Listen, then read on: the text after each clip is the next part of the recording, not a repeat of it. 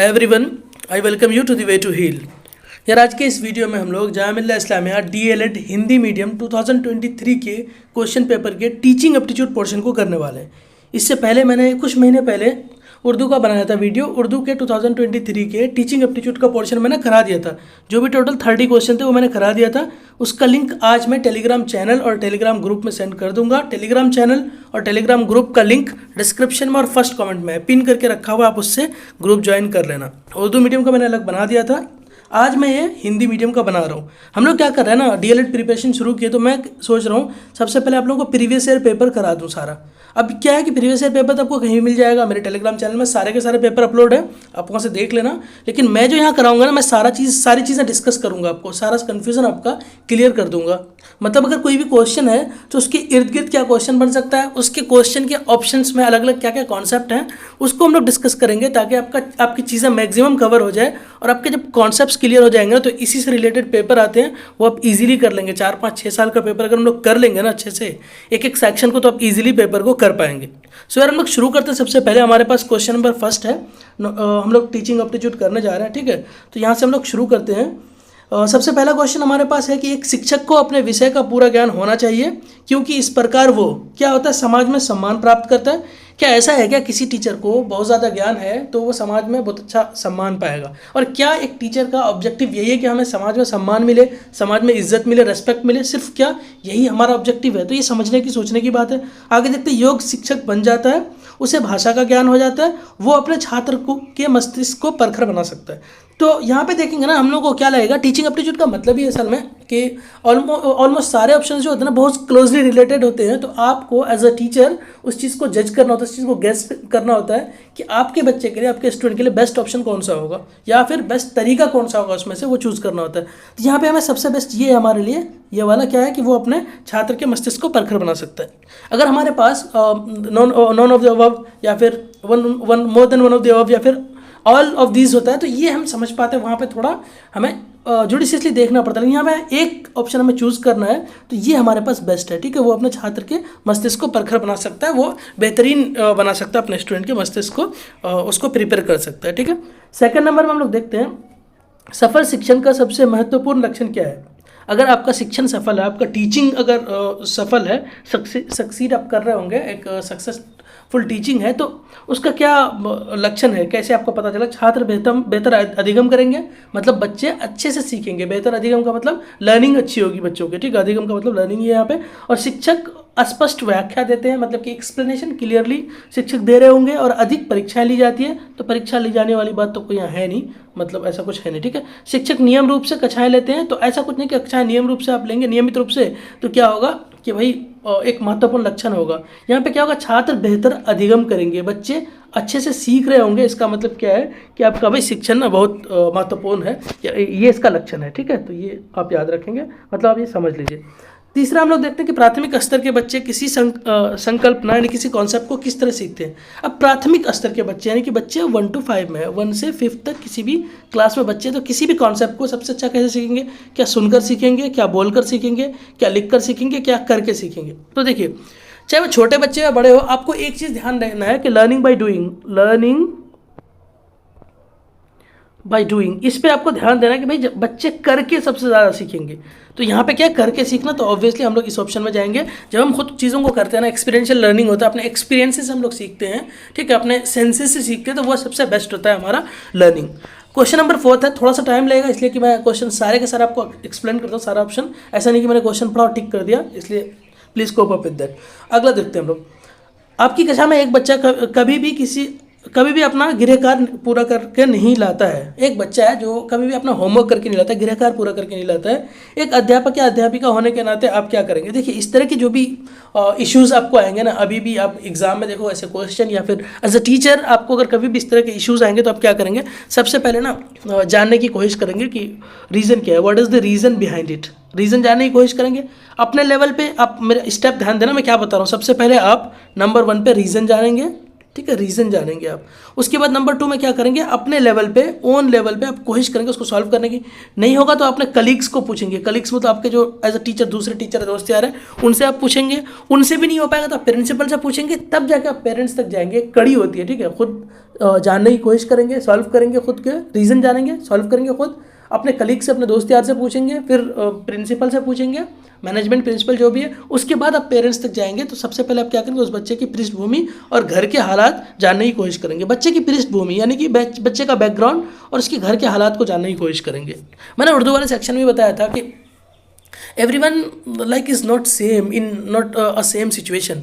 जो कोई एक बच्चा है ना, ज़रूरी नहीं कि वो आपका जो सिचुएशन है या किसी और बच्चे का वो सेम है। कईयों के पास घर नहीं होते हैं, कईयों के पास खाना खाने को नहीं होते, कईयों की पेरेंट्स नहीं होते हैं। तो एक एक चीज़ों को आप बारीकी से समझना होगा, ध्यान देना होगा। लाइक कि होमवर्क करना सबके लिए इक्वल अपॉर्चुनिटीज़ नहीं है। वो बच्चा क्या कर रहा होता है, उसका बैकग्राउंड क्या है, सारी चीज़ों को जानना बहुत ज़रूरी है। इसलिए हम कहेंगे उस बच्चे की पृष्ठभूमि और घर के हालात को जान करके आप इस पर फैसला ले पाएंगे कि बच्चा क्यों नहीं कर रहा होगा आपका काम। ठीक है, क्वेश्चन नंबर 5 है कि निम्नलिखित में से बच्चों को नैतिक शिक्षा देने का सबसे अच्छा तरीका क्या हो सकता है। नैतिक शिक्षा यानी मॉरल लेसन आप जब उनको देना चाहते हैं कैरेक्टर डेवलपमेंट के लिए, तो सबसे अच्छा तरीका क्या हो सकता है, प्रतिदिन सुबह की सभा में किसी एक नैतिक मूल्य पर बात करना।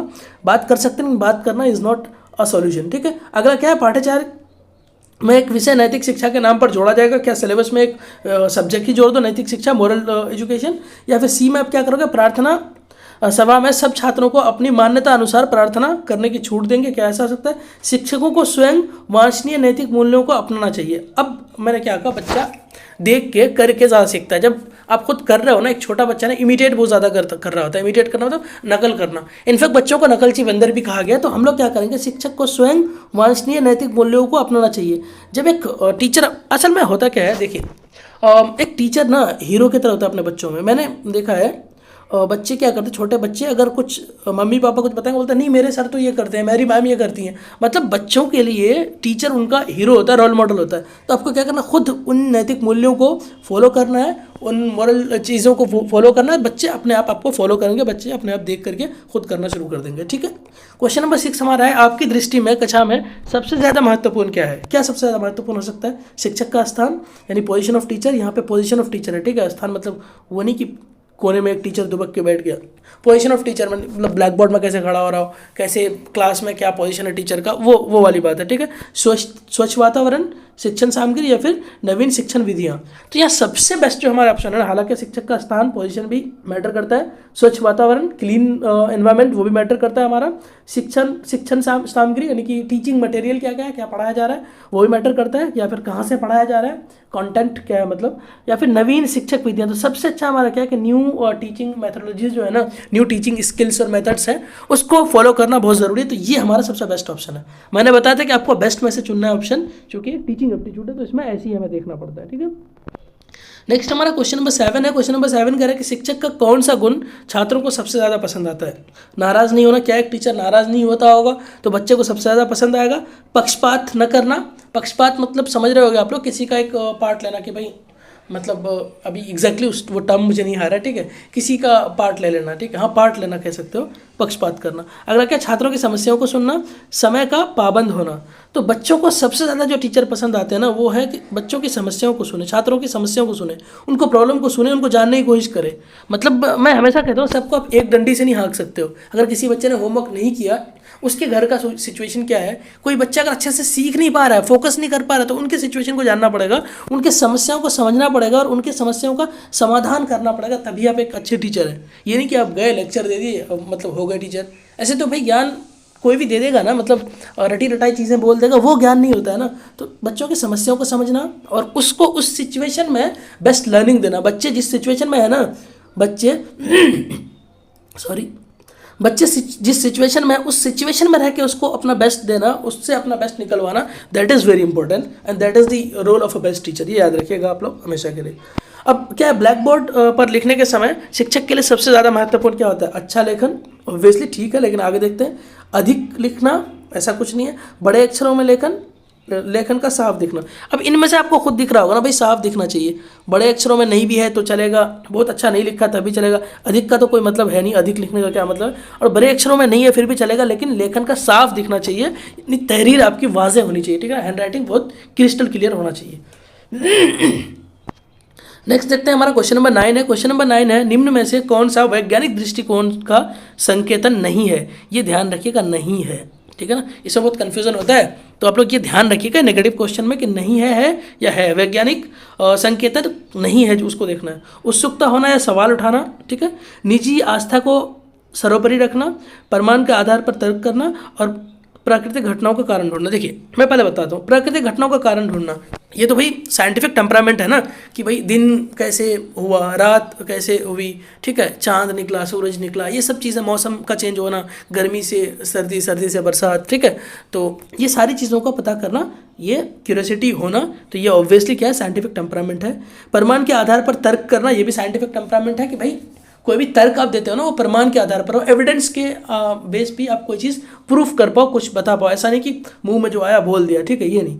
निजी आस्था को सर्वोपरि देखते हैं। उत्सुक होना और सवाल उठाना, उत्सुक होना और सवाल उठाना भी एक तरह से साइंटिफिक टेम्परामेंट है, कि भाई अगर सपोज करो कि 2 + 2 4 हुआ बच्चा, तो कह रहे कैसे हुआ, ये पता होना चाहिए ना, कि 2 + 2 4 हुआ, 3 + 1 भी 4 हो गया, ठीक है, तो 4 - 0 भी 4 हो गया, तो कैसे हुआ, तो ये क्यूरियोसिटी। अब ये कि निजी आस्था को सर्वोपरि रखना, ये कोई साइंटिफिक टेम्परामेंट नहीं है, कि नहीं, आपका जो पर्सनल आस्था है ना, आपका जो पर्सनल बिलीफ है ना, उसको आप सबसे ऊपर रखते हो, सर्वोपरि रखते हो, तो ये कोई साइंटिफिक बिलीफ नहीं है, तो B is correct for this question, ठीक है। अब अगला देखते हैं हम लोग, क्वेश्चन नंबर 10 है, बच्चों के सीखने के संदर्भ में कौन सा कथन सत्य नहीं है। फिर से आ गया, सत्य नहीं है। बच्चे खेल खेल में भी सीख लेते हैं, तो ये तो भाई सत्य है, सत्य नहीं है पूछा है। हर बालक सीखने में सक्षम है, ये भी सही है। सीखने के लिए भय आवश्यक है, देखते हैं बच्चे एक दूसरे से सीखते हैं, ये भी सही है। भय बिल्कुल आवश्यक नहीं है। जब भी देखेंगे आप डर, भय, ये जो खौफ है ना आपका, ये क्या करता है, बच्चों के अंदर नेगेटिव इंपैक्ट डालता है, ये सीखने के लिए ज़रूरी बिल्कुल भी नहीं है, इसलिए ये सत्य नहीं है, भय नहीं चाहिए, ठीक है। तो ये हमारा जो गलत है वही सही है, जो कि नेगेटिव पूछा है।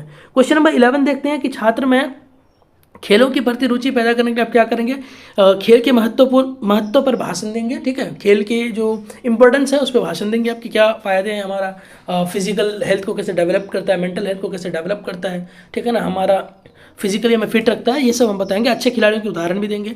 अब क्रिकेट में अगर बात करेंगे तो विराट कोहली, महेंद्र सिंह धोनी, ठीक है, तो इन सब का आप या जो भी अलग अलग हैं, ज़रूरी नहीं कि अब इंडिया से अलग अलग जगह से, उन फील्ड में जो भी नुमाया हस्ती है ना, उस फील्ड में जो भी इंपॉर्टेंट पब्लिक फिगर्स हैं, उनके बारे में आप ज़रूर बताएंगे। स्वयं उनके साथ खेलेंगे, ये भी करेंगे। तो उपरोक्त में से सभी आप उनके साथ खेलेंगे, अच्छे अच्छे खिलाड़ियों के बारे में, जिस फील्ड के लिए आप कहना चाहते हैं उस फील्ड के बारे में अच्छी अच्छी चीज़ें बताएंगे, और फिर अलग अलग भाषण भी देंगे ताकि बच्चे मोटिवेट हो। तो ये हम कर सकते हैं, नो इशू। छात्रों की कक्षा में अन्य छात्रों को तंग, कोई छात्र कक्षा में अन्य छात्र को तंग करता है, उसके लिए उसके शिक्षक होने के नाते आप क्या करेंगे। कोई बच्चा ना दूसरे बच्चों को परेशान करे तो आप क्या करेंगे, उसे सार्वजनिक निंदा करेंगे, मतलब उसकी बेइज्जती करेंगे पब्लिकली, ऐसा नहीं करेंगे, उसे सजा देंगे, नहीं करेंगे। ये भी देखिए, दंड यानी punishment is not a solution. Punishment आपको बच्चों को नहीं देना है, बेइज्जत नहीं करना किसी भी तरह का, वो मॉरल पनिशमेंट हो या फिर फिजिकल मेंटल, किसी भी तरह का पनिशमेंट आप नहीं देंगे। समस्याओं की जानकारी लेंगे और उसे क्लास से बाहर निकाल देंगे। समस्याओं की जानकारी लेंगे, अभी मैंने बताया ना, कुछ भी होगा सबसे पहले आप रीज़न जानेंगे, फिर से दोबारा रिवाइज करते हैं जल्दी जल्दी, रीज़न जानेंगे आप, फिर उसका क्या करेंगे, अपने ओन लेवल पे आप हल करने की कोशिश करेंगे, फिर अपने कलीग्स को बोलेंगे, प्रिंसिपल को, फिर पेरेंट्स को। तो सबसे पहले आप रीज़न जानेंगे। अब एक क्वेश्चन हमारा ये स्टैटिक का क्वेश्चन है, वैसे तो टीचिंग एप्टीट्यूड का नहीं है। इग्नू की स्थापना कब हुई, तो हमारा 1985 में, सितंबर 1985, नोट कर लेना आप लोग। ये एक मौका होता है, ठीक है, इसी तरह से हम चीज़ों को सीख पाते हैं अलग अलग। तो सितंबर 1985 में इग्नू की स्थापना हुई। अब आ गया नई शिक्षा नीति, यानी कि NEP, new education policy of 2020। तो ये हम लोग करेंगे, मैं ये बता दूंगा आपको। फिलहाल इसका स्ट्रक्चर पूछा है हमें, न्यू देख लेते हैं। नई शिक्षा नीति 2020 स्कूली शिक्षा के क्षेत्र में कौन सा सिस्टम की बात करता है, यानी सिस्टम, या फिर हम लोग यहाँ पे स्ट्रक्चर बात करें। मैं लिखने जा रहा था स्ट्रक्चर, लिख दिया सिस्टम, स्ट्रक्चर। तो इसका स्ट्रक्चर क्या है, 5+3+3+4। ये मैं आपको NEP पढ़ा दूँ, ये हो क्यों नहीं रहा है, हाँ ये मैं आपको NEP पढ़ा दूंगा। 5+, ये लिखा कि 5+3+3+4 है। मैं आपको NEP और NCF 2005 पढ़ा दूंगा, फिर आपको और क्लियर हो जाएगा। चलिए हम लोग आगे देखते हैं। क्वेश्चन नंबर 15 हमारा है कि शिक्षक का सबसे महत्वपूर्ण उद्देश्य क्या है। एक शिक्षक का सबसे महत्वपूर्ण उद्देश्य हमारा क्या है। Main objective of a teacher, बालक को साक्षर बनाना। साक्षर मतलब आप जानते हो ना, मतलब पढ़ाई का बनाना। एक बुक उसके सामने रख दो, वो उसको पढ़ पाएगा, ओनली फॉर रीडिंग, रीड कर पा रहा होगा तो लाइक रीडिंग राइटिंग, तो वो साक्षर हो गया। ठीक है। बालक का सर्वांग क्या है ये, सर्वांगीण, हाँ सर्वांगीण विकास करना, ऑलराउंड डेवलपमेंट है ये, ऑल राउंड डेवलपमेंट। ठीक है, ये सर्वांगीण विकास करना या फिर बालक को जीविकोपार्जन के लिए तैयार करना, यानी कि मतलब डेली कमाई कजाई के लिए, मतलब वो अपने जीवन यापन कर सके, पैसे कमा सके, उसके लिए तैयार करना है। बालक को आज्ञाकारी बनाना। तो हम लोग क्या करेंगे इसके, ये करेंगे सर्वांगीण विकास करेंगे, ऑलराउंड डेवलपमेंट करेंगे, सर्वांगीण विकास करेंगे हम बच्चों का। हमारा शिक्षक टीचिंग का हमारा ये उद्देश्य यही होना चाहिए, एजुकेशन का उद्देश्य, एजुकेशन का मकसद, ठीक है, ऑब्जेक्टिव यही होना चाहिए, तालीम का मकसद, कि भाई हम उसके अंदर बच्चों के अंदर ऑलराउंड डेवलपमेंट पैदा करें। ठीक है। जिज्ञासा, जिज्ञासा को हम लोग उर्दू में तजस्सुस कहते हैं और इंग्लिश में हम लोग क्यूरियोसिटी कहते हैं, क्यूरियोसिटी। ठीक है, उत्सुकता जिसको हम लोग कहते हैं हिंदी में, जिज्ञासा को उत्सुकता भी कहते हैं। ये जन्मजात होता है क्या, ये पैदा की जाती है, पढ़ने से बढ़ती है, या फिर अध्यापक में अवश्य होनी चाहिए, ऐसा कुछ नहीं, ये क्या है, पैदा की जाती है। अब देखो, एक मैं नॉर्मली कहानी बताऊंगा, बच्चे सामने बैठे हैं, मैं कहानी बता रहा हूँ, बच्चे सो गए। अब मैं उस कहानी में थोड़ी ट्विस्ट डालता रहूँगा, मैं डरावना बनाऊंगा, बच्चों के इंटरेस्ट पे ध्यान दूंगा, तो क्या होगा, क्यूरियोसिटी पैदा की जाएगी। बच्चे खुद बोलेंगे, सर आगे बताइए ना, आगे क्या हुआ, सर वो उस दिन ना आपने कहानी अधूरी छोड़ दी थी, वो बता दीजिए सर प्लीज़ क्या हुआ। तो बच्चे खुद क्यूरियस होंगे। जब आप उसको आप उसकी क्यूरियोसिटी को जगाने की कोशिश करेंगे अपने तरीके से। हर टीचर का अपना एक मेथड होता है, सारे के सारे टीचर का अपना एक मेथड होता है, उसको ज़रूर फॉलो करना। अपनी इंटरनल जो आपकी तख्लीक है ना, जो आपका अपनी जो सलाहियत है, उसको ज़रूर उजागर करने की कोशिश करना, ताकि आप एक बच्चे को एक बेहतर दे सको अपना। ठीक है। 17 में है कि शिक्षक की प्राथमिक जिम्मेदारी क्या होती है।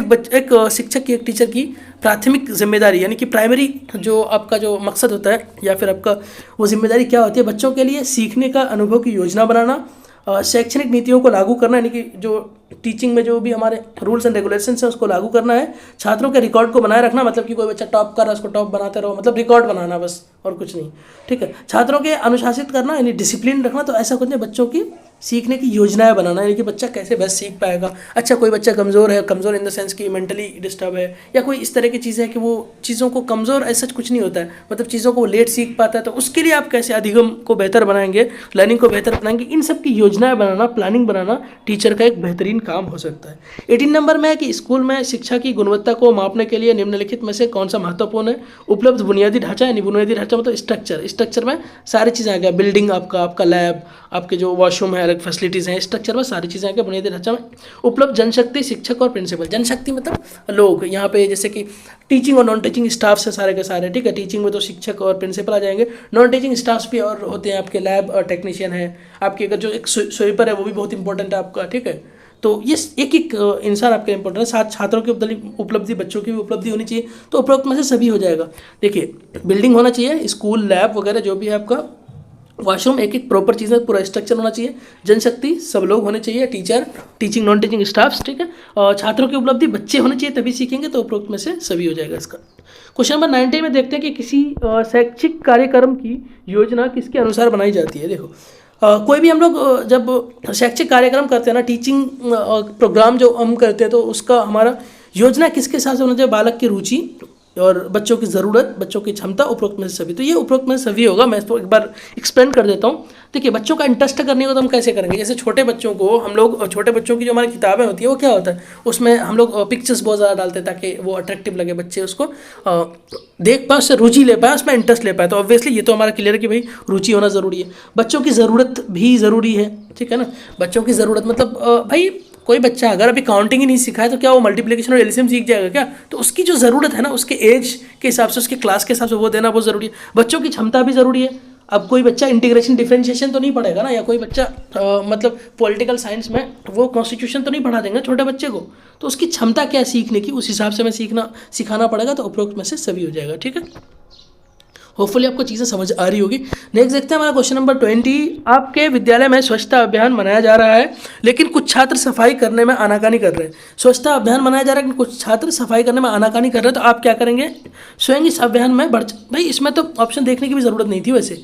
आप क्या करेंगे, स्वयं इस अभियान में बढ़ चढ़ कर हिस्सा लेंगे। आगे के ऑप्शन भी देख लीजिए। बच्चों को सफाई के मातों पर महात्मा गांधी द्वारा लिखा गया कोई लेख पढ़ाएंगे या फिर प्रिंसिपल से शिकायत करेंगे। ये काम नहीं करना है आपको। मैंने कहा था सबसे पहले आप खुद चेक करोगे कि रीज़न क्या है, फिर आप खुद उसको कोशिश करोगे सॉल्व करने की, फिर अपने कलीग से, फिर प्रिंसिपल। तो प्रिंसिपल को शिकायत नहीं करें। इन बच्चों को कोई दूसरा काम देंगे ऐसा भी नहीं करेंगे। आप क्या करेंगे, खुद काम पे लगेंगे तो बच्चे खुद सीख जाएंगे। बच्चे खुद कर लेंगे, अरे सर कर रहे हैं हमें भी करना चाहिए, या हमारी मैम कर रही है हमें भी करना चाहिए। ऐसा नहीं कि सर खुद लल्लू बना हुआ एक कोने में पड़ा है, मैडम रिंगी बनी हुई एक तरफ पड़ी है, ऐसा नहीं है। मतलब कोई किसी का नाम बता, प्लीज़ ऑफेंड मत होना, मैं एक एग्जाम्पल ले रहा हूँ, मजाक कर रहा हूँ, ठीक है।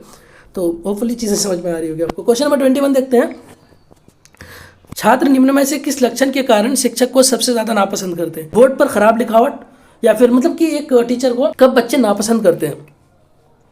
विषय की अज्ञानता, मतलब कि भाषा का उसको भाषा नहीं, मतलब उसको सब्जेक्ट का अपने विषय का ज्ञान ही ना हो, या फिर पक्षपात पूर्ण व्यवहार, पक्षपात भी किसी एक का पार्ट ले लेना, या फिर कक्षा में लेट आना। तो सबसे ज़्यादा नापसंद जो होता है ना, विषय की अज्ञानता होती है। मतलब बाकी चीज़ें बच्चे तो टॉलरेट कर भी लें, भाई आपको विषय ही नहीं पता हो, हिंदी पढ़ाने आया हो हिंदी पता ही नहीं है आपको, ठीक है, या फिर मैथ्स पढ़ा रहा हो मैथ्स आपको पता नहीं, तो विषय की अज्ञानता नहीं होनी चाहिए। आपको अच्छे से जांच के परख के चीज़ों को सीख के तब जाना चाहिए क्लास में, ये बहुत ज़रूरी है। क्वेश्चन नंबर 22 हमारे पास है कि प्राथमिक स्तर पर बच्चों के लिए भाषा शिक्षण के संदर्भ में शिक्षक की कौन सी गतिविधि उपयुक्त नहीं है? उपयुक्त नहीं है, नहीं पे ध्यान देना। प्राइमरी 1 to 5 के बच्चे, सोच लो अब क्या होगा, कितने छोटे छोटे बच्चे होंगे, नन्हे मुन्ने से बच्चे होंगे हमारे, ठीक है, मतलब 8-10 साल के एज के मान के चलो। तो देखिए, कहानियाँ सुनाना, ऑब्वियसली कहानी सीख के बच्चे सीखेंगे। अपने बच्चों के अपने अनुभव को साझा करना, इसमें तो बहुत अच्छा सीखेंगे लैंग्वेज का। मतलब बच्चे खुद अपने एक्सपीरियंस को, कि अच्छा बताओ तुम्हारा क्या एक्सपीरियंस है इसमें, ठीक है, या तुम स्कूल आते हो डेली, पूरे स्कूल आते हो फिर घर जाते हो, पूरा अपने दिन का एक्सपीरियंस बताओ, क्या आपका क्या अनुभव, क्या करते हो, कैसे सीखते हैं, कुछ भी पूछ लो बच्चों को, बच्चों के हिसाब से, उनकी सलाहियत के हिसाब से कुछ भी पूछो, वो बहुत ज़्यादा शेयर करेंगे। सर ऐसा है, सर मैम मैं ना ये कर रहा था, या मैं ये कर रही थी, वो बहुत अच्छे से बताएंगे। तो ये इंपॉर्टेंट रहता है, कहानियाँ सुनाना उसको, उससे खुद बुलवाना, ठीक है, उनके एक्सपीरियंस को शेयर करने के लिए उसको बोल दो। बच्चों के साथ मिलकर कविता पाठ करना, ये भी बहुत ज़रूरी है कि बच्चों के साथ मिलकर के कविताएं पढ़ने लगो आप, रीडिंग स्किल अच्छी होगी, उसकी भाषा ऑटोमेटिक अच्छा होगा। महान लेखकों की जीवनियाँ स्मरण करवाना, एक तो भाई स्मरण करवाना ही नहीं आती, रटवाना, ठीक है, बिल्कुल रट्टाफिकेशन नहीं कराना है, याद नहीं करवाना है कुछ। पहली बात। दूसरी बात, महान लेखकों की जीवनियाँ, इतने छोटे छोटे बच्चे यार, बताओ सीरियसली क्या करेंगे वो महान लेखकों की जीवनियाँ पढ़ के, 1 to 5 के बच्चे। तो हमें यही नहीं करवाना है, बाकी सारी चीज़ें करवा सकते हैं भाषा के अधिगम के लिए। और ये सब आप याद रखना, आप जब टीचर बनो तो सब चीज़ें आपको लागू भी करनी है। टीचिंग एप्टीट्यूड पढ़ाई इसलिए जाती है। खैर आपका एक बार एडमिशन हो जाएगा ना DLED BEd में, तो आप वहाँ भी बहुत कुछ करोगे।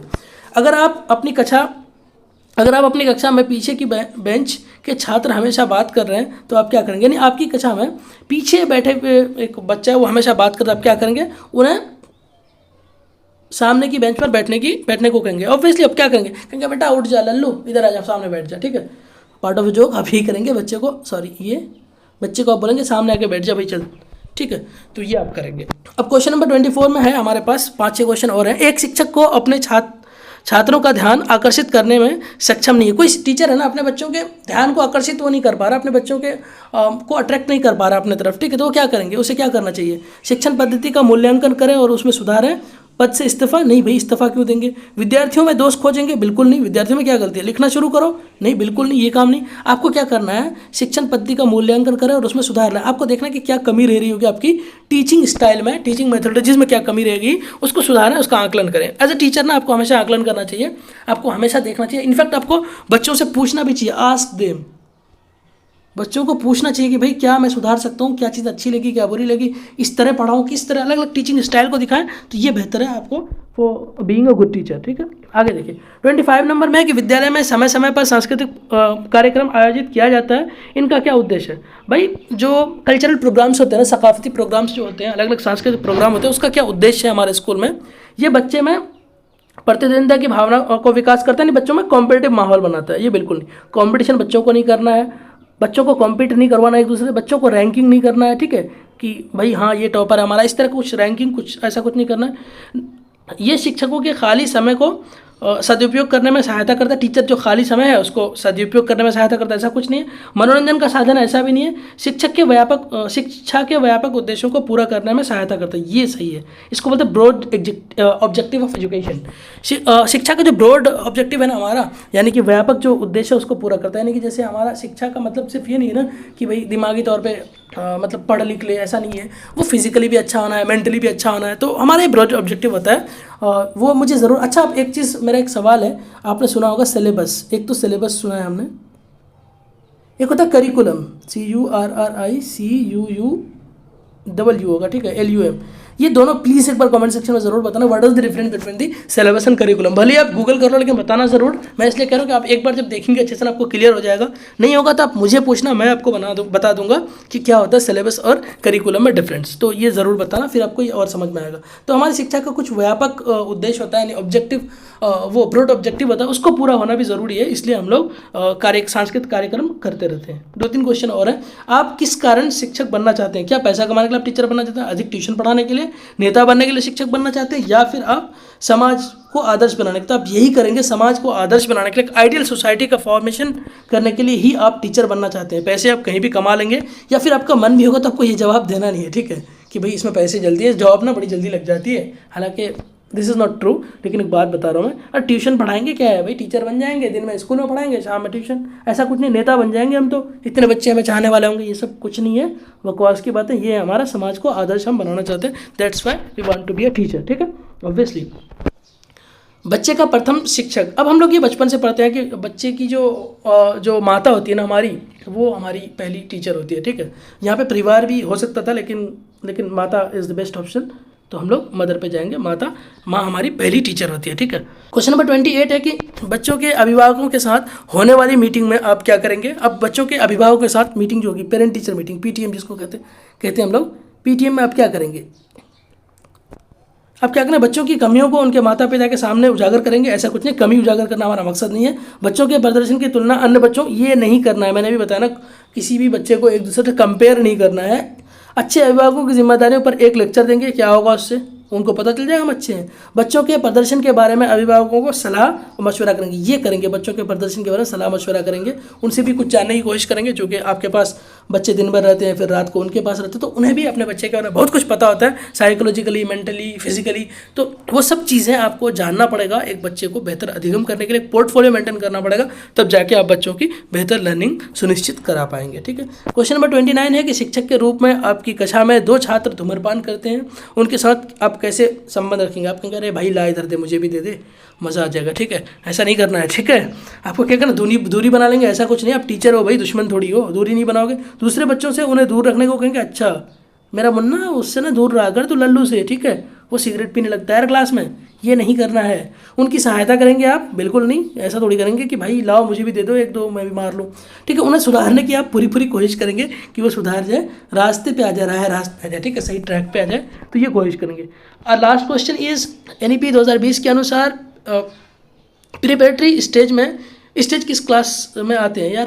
हाँ ठीक है। NEP 2020 मैंने बताया था ना आपको, NEP 2020 पढ़ा दूंगा मैं, और NCF 2005 भी जल्दी पढ़ा दूंगा, ठीक है, 2005। तो फिलहाल हम लोग देखते हैं कि यहाँ पे क्या पूछा है, किस स्टेज में, किस क्लास में पूछा है। तो क्लास के लिए हम लोग देखेंगे 3 to 5 क्लास प्रिपरेटरी स्टेज होता है, और अगर एज पूछेगा तो 8 to 11 ईयर्स आप करेंगे, ठीक है। 8 से 11 साल, और प्रिपरेटरी स्टेज पूछेगा 3 से 5 साल। होपफुली कि सारी चीज़ें क्लियर है। अगर कोई कन्फ्यूजन है आप ज़रूर बता देना, कौन क्लास ले रहे हो, एक बार प्लीज़ अटेंडेंस लगा देना, एम प्रेजेंट कर देना। करिकुलम सिलेबस में डिफरेंस ज़रूर बताना प्लीज़, सिलेबस और करिकुलम में डिफरेंस बता देना एक बार। और कोई चीज़ सुधार करनी हो, कौन सा सब्जेक्ट चाहिए, या फिर क्या प्रीवियस ईयर ही चलने दूँ अभी, जैसे भी हो प्लीज़ एक बार सजेशन ज़रूर देना। आपके सजेशन को मैं मैसेज को पढ़ता हूँ, रिप्लाई करता हूँ एक को। बाकी टेलीग्राम चैनल, टेलीग्राम ग्रुप का लिंक डिस्क्रिप्शन में, वहाँ आप जुड़ जाना। So that is for today, please stay connected, keep growing, thank you so much, bye bye, take care.